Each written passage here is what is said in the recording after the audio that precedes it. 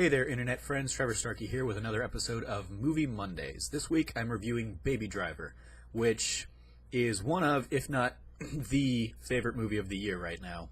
I had a great time with it. This is Edgar Wright's new movie. Scott Pilgrim vs. the World is one of my favorite films already of his. I'm also a fan of the Cornetto trilogy, and he knocks it out of the park here. If you're not familiar, Baby Driver tells the story of a young getaway driver named Baby, played by Ansel Elgort. And at a young age, Baby was in a tragic car accident that left him orphaned, as well as it also gave him a case of tinnitus. So he's constantly listening to music to drown out the ringing in his ears.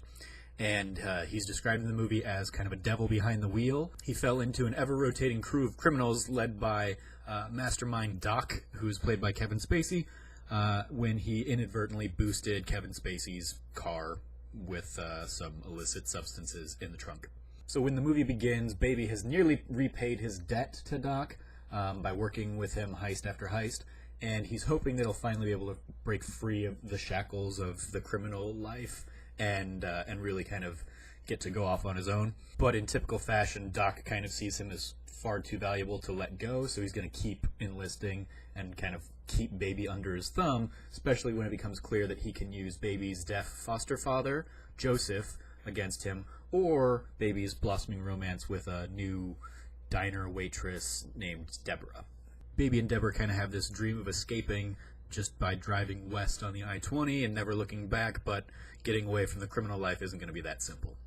I think the best executed element of the film is the music and the score and the soundtrack that Edgar Wright kind of interweaves with the actual inner workings of the film. Much like James Gunn with the Guardians of the Galaxy films, Edgar Wright really has a great penchant for how he uses music in his movies, but while Gunn kind of uses music to really set a tone for a scene or a sequence, Wright deliberately and meticulously kind of choreographs action around the music that he includes in the film. And I think that's what, in my mind, gives Edgar Wright the edge here.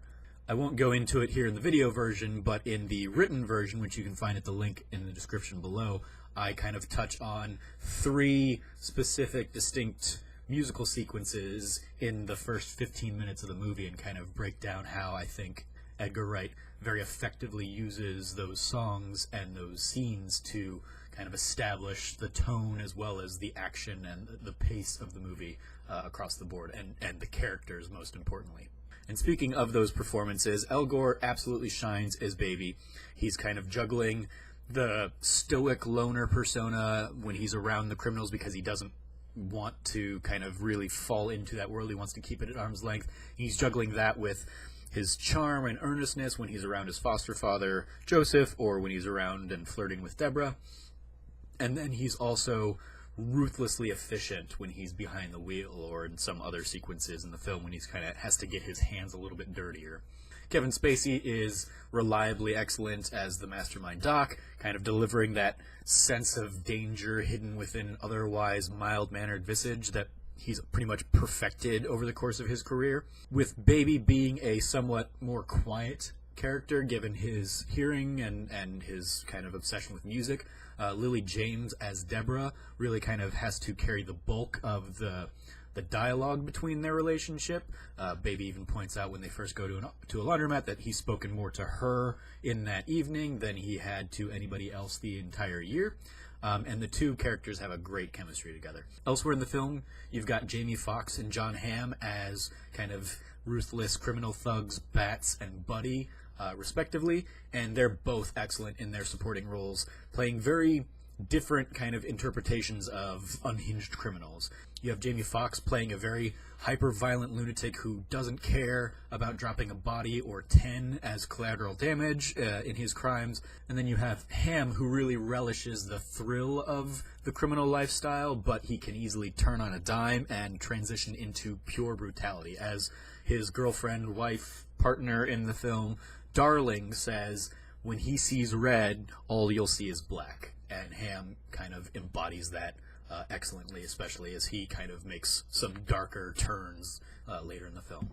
Overall, like I said at the top, I think it is one of my, if not my very favorite movie of 2017 so far. The pacing is fantastic, and I found myself with a smile on my face pretty much all throughout the film's roughly 2-hour runtime, in part because it's just got a lot of great humor sprinkled throughout. There are some very funny moments kind of in there, but also because it is so pure and apparent that the amount of care that Edgar Wright and all of his collaborators kind of brought to the table and put into every single frame of this film, and just seeing that was inspiring and left me just grinning like an idiot the entire time.